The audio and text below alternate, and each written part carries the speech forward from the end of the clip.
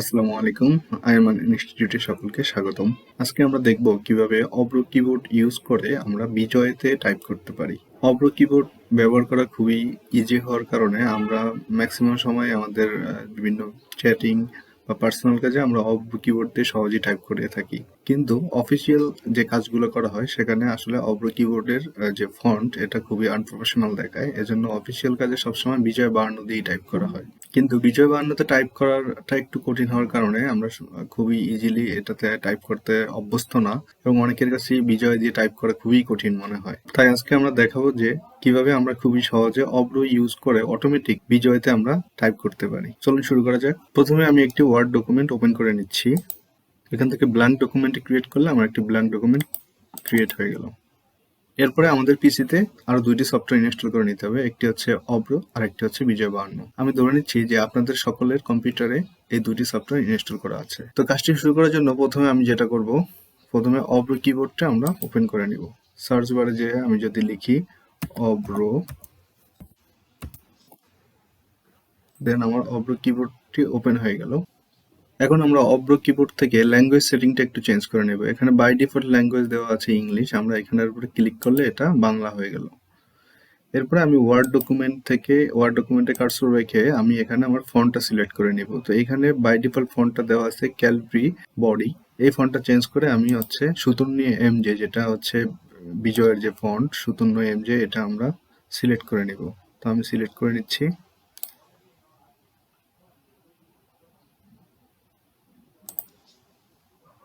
ফন্টটি আমরা সিলেক্ট করে নিলাম। এরপরে আমাদের আরেকটি কাজ করতে হবে, যেটা হচ্ছে যে কিবোর্ড বারটা আছে এখানে, আমরা এখান থেকে সেটিংয়ে চলে যাব।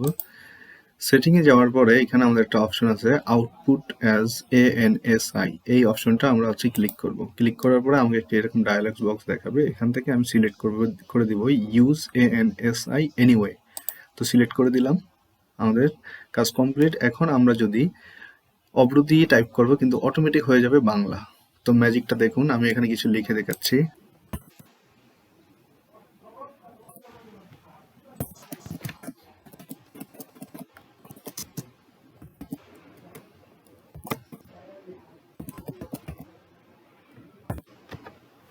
দেখুন, আমি এখানে কিন্তু অব্র কিবোর্ড ইউজ করে লিখেছি, কিন্তু অটোমেটিক লেখাটা আমার এটা বিজয় ফন্টে হয়ে গেল।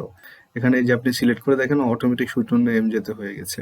এভাবে আমরা চাইলে খুব দ্রুত এবং খুব সহজে অব্র কিবোর্ড ইউজ করে বিজয়তে আমরা টাইপ করতে পারি। কিন্তু এই সিস্টেমের একটি প্রবলেম আছে, যেটা হচ্ছে আমরা যদি কোনো যুক্তবর্ণ লিখি, কিছু কিছু যুক্তবর্ণ এভাবে হচ্ছে ভেঙে যাবে, প্রপারলি এটা শো করবে না। যেমন আমি যদি কোনো যুক্তবর্ণ এখানে লিখে দেখাই, আমি গরু লিখলাম, অথবা আমি যদি লিখলাম উল্লাস,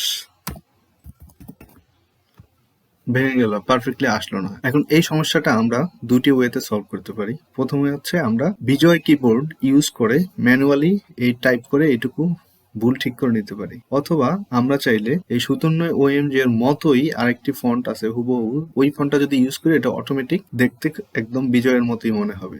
এবার আপনাদের ব্রাউজারে চলে যাবেন। ব্রাউজারে যেয়ে আপনারা একটি ফন্ট সার্চ করবেন, যেটার নাম হচ্ছে কালপুরুষ ANSI ফন্ট ডাউনলোড লিখে যদি আপনারা সার্চ দেন, এখানে আপনি এটা পেয়ে যাবেন। যে এখানে গিট হাব, এইখানে যেও আপনি আছে এখান থেকে ফন্টটা ডাউনলোড করে নিতে পারেন। এখানে যে আপনি এখানে ডাউনলোড র ফাইল, এটাতে যদি আমি ক্লিক করি আমার ফন্টটা ডাউনলোড হয়ে গেল। এবার ফন্টটা আমি আমার কম্পিউটার ইনস্টল করে নিব। তো কিভাবে ফন্টটা ইনস্টল করবো আমি হচ্ছে এখানে দেখাচ্ছি। এবার আমরা ডাউনলোডকৃত ফন্টটি ইনস্টল করার জন্য ফন্টটির উপরে মাউসটি রেখে মাউসের রাইট বাটন যদি ক্লিক করি এবং শো মোর অপশন, এখান থেকে আমরা একটি অপশন চলে আসবে ইনস্টল। আমরা এখন যদি ইনস্টলে ক্লিক করি অটোমেটিক এটা ইনস্টল হয়ে যাবে। আমার কম্পিউটারে যেহেতু অলরেডি ইনস্টল করা আছে, তো আমি এটা আর ইনস্টল করছি না, আমি কেটে দিচ্ছি। তো এখন আমরা দেখব কিভাবে আমরা এই ফন্টটি ইউজ করে হুবহু বিজয়ের মতো আমাদের ফন্টটিকে দেখায় এবং যুক্তবর্ণ আমরা সহজে লিখতে পারি। এই লেখাটি আমরা যদি কপি করে নিচে নিয়ে আসি এবং এটার পাশে যদি একটি যুক্তবর্ণ লিখি,